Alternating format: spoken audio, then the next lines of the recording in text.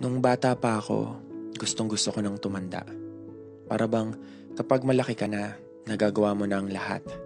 Yung malaya ka, yung wala nang nagbabawal sa'yo. Dati, ayoko natutulog sa hapon. Ayoko inuutusan ako.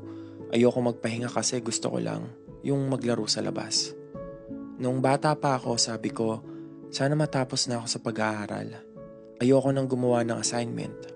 Ayoko nang mag-review kapag may exam. Gusto ko na lang magtrabaho, sumakay sa jeep o sa tren. Yung maglalakad ako sa may matataas na building. Yung magagawa ko na yung gusto ko na walang pipigil.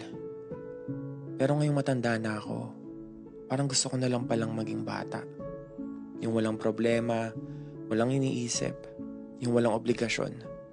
Yung papasok lang sa eskwelahan, tapos matutulog sa hapon para makapagpahinga. Yung kahit utusan akong bumili sa tindahan, hindi na ako magrereklamo pa. Mahirap palang maging matanda. Sana in-enjoy ko na lang nung bata pa. Sana hindi na lang ako nagmadali. Hindi naman pala madali.